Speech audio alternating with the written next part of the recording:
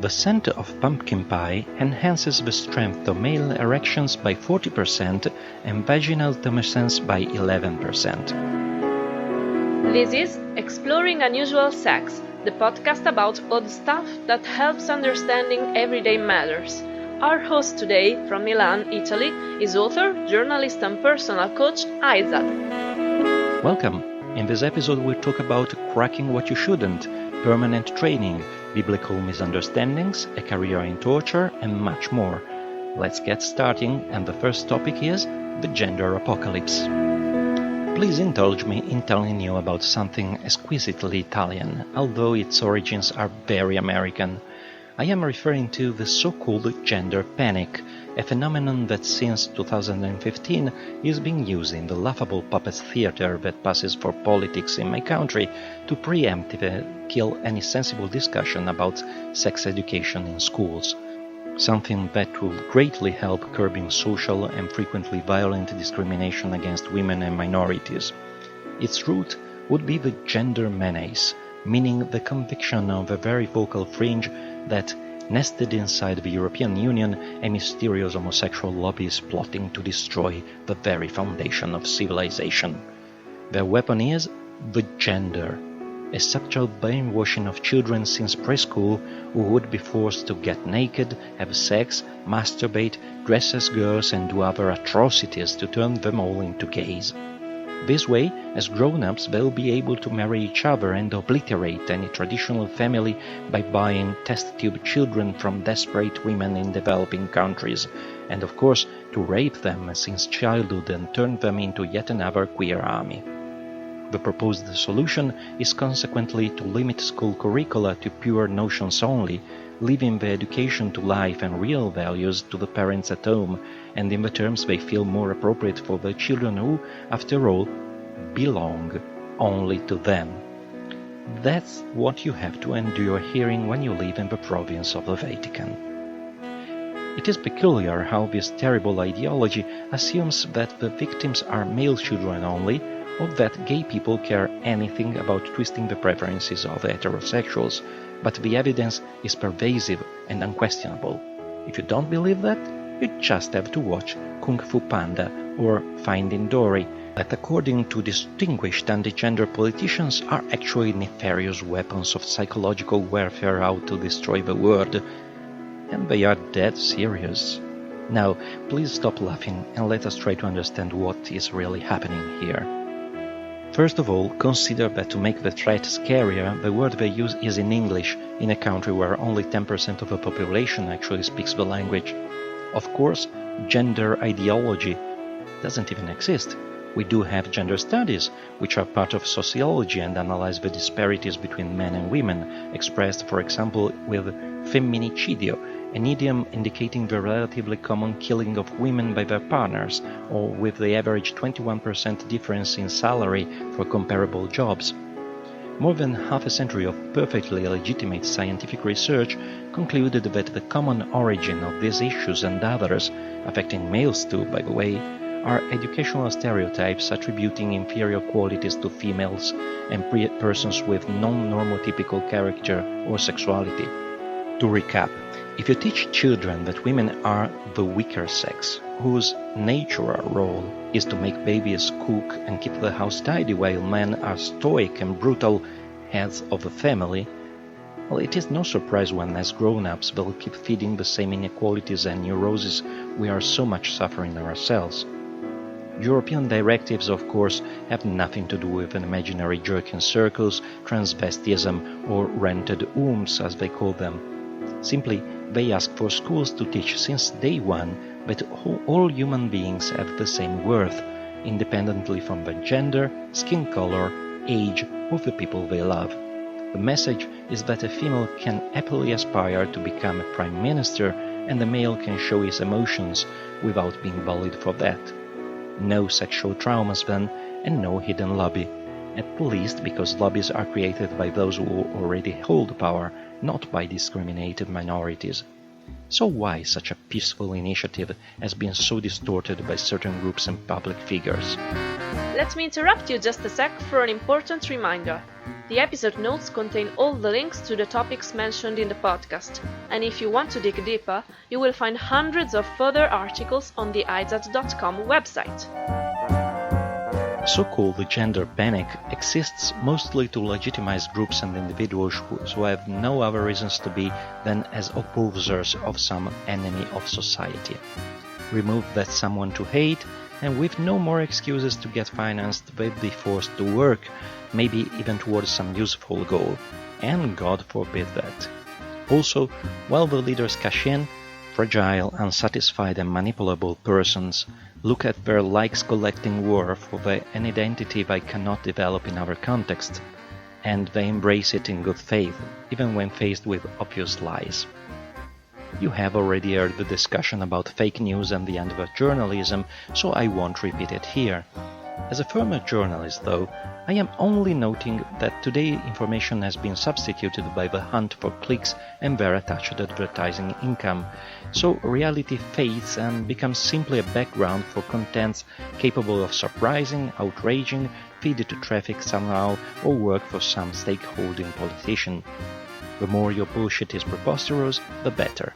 And that's why idiocies like the Kung Fu Panda or the preschool orgies one are happily relaunched with no critical commentary. Also, delegitimizing state schools moves more students to private ones that, as it happens, are not free and are mostly owned by that same Catholic Church that thunders against the gender. How true is that following the money you almost always get to a valid explanation. However, we are to blame too.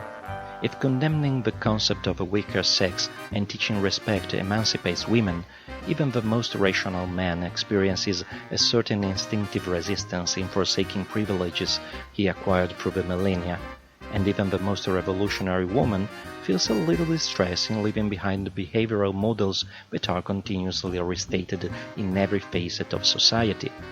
It only takes a moment of weakness to let rubbish like the fight against a non-existent gender ideology to elbow their way into the public discourse and poison it. And yet you don't need long studies to sense that an informed sexuality will make you free. Some oppose it on a conditioned reflex, others for interest, and most out of a common fear of unknown. I hope that this rant helped to remind you that it is time to send those approaches to hell and build a culture around the most pleasant activity in the world. For everyone's good. The Sexual Explorers Manifesto is a global initiative to spread a healthier and more positive approach to sexuality. You can easily find it with an online search, but in the meantime, let's take a closer look at one of its 15 items. Today's one says: Discovery never ends. Thanks to personal fluidity and to the extension of the field, there is literally always something new to discover about sex. Even when they find their ideal erotic dimension, sexual explorers can indefinitely keep learning and fuel their curiosity. This is your moment. In every episode, we pick one question among those sent to our experts at podcast@ayzad.com. So let's get writing to get an answer like this. Exploring unusual sex this time has to tackle a thorny question that, incidentally, I am asked quite often. Lady Clelia wrote, I like BDSM enough, and I would like to make it my job too. How do you become a professional miss? Well, that's very easy. You sign up with a model agency, wear a swimsuit, and you prance before a jury until you get a prize. However, if you wanted to know how to become a professional mistress instead, or paid dominatrix, the matter is slightly more complicated. See, I have no doubt that you like certain games enough, and I apologize if I might sound a bit harsh, but almost every person who asks this question is not motivated by passion but by the prospect of earning big by just getting her shoes licked by clients, like so many books and interviews claim. There are just two problems. The first is that those tales are usually very overblown for self-promotional purposes. The really wealthy dominatrixes are far and few, and they generally also provide rather different services too. The second is that, when done properly, the mistress job is, a job. It requires preparation, investing, technical skills, lots of marketing time and more. Make no mistake, everything is feasible, but also far from being a walk in the park.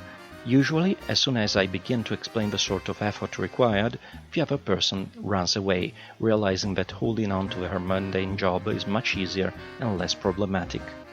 If after this you are still interested, however, I would suggest to first read my BDSM manual to become better acquainted with the subject in all of its complexity. Then you can search for the word mistress on Ayzad.com to find many reviews of more specific books about professional domination, including an excellent one by Amberly Rothfield. Read them, and you should gain all the information you need to get started. Or drop it and keep your interests a game. I promise it will be fun enough all the same. After solving this doubt too, I want to remind everyone that sex should always be a pleasure, not a problem, even when it is uncommon. However, if you are experiencing issues, I can help you as a personal coach to discover together the ideal strategy to win back your happiness in this field. You can get in touch through my website Ayzad.com, spelled A-Y-Z-A-D, and saying you are a listener of this podcast will earn you a 20% discount on the first session. This episode is almost over, but we still have time to read one entry from XXX, the Dictionary of Unusual Sex, available in online bookstores everywhere, but in Italian only for the moment. Today's entry is sodomy, which we all know to mean anal penetration. The word obviously derives from the biblical story of Sodom and Gomorrah, the cities that the God of universal love and compassion razed to the ground to punish their sins. What few people know is that the term used in the original text to indicate sodomites is Kadesh, which literally translates as "man devout to a divinity." And the divinity in question was, historically, the goddess Syria, also called the Mother of Gods. Her cult admittedly also made use of sacred prostitutes of both genders, but this also happened with many other religions at the time, and anyway, nowhere is written what these fellas precisely did to deserve a genocide.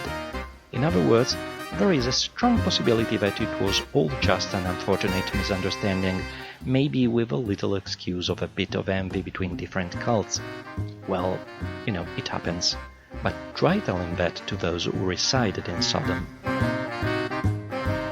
And that really was it. Before leaving you with one last unusual sex fact, I want to thank you for listening and invite you to follow me on my social networks and above all on my website, Ayzad.com, which is also the ideal place to sign up for my newsletter.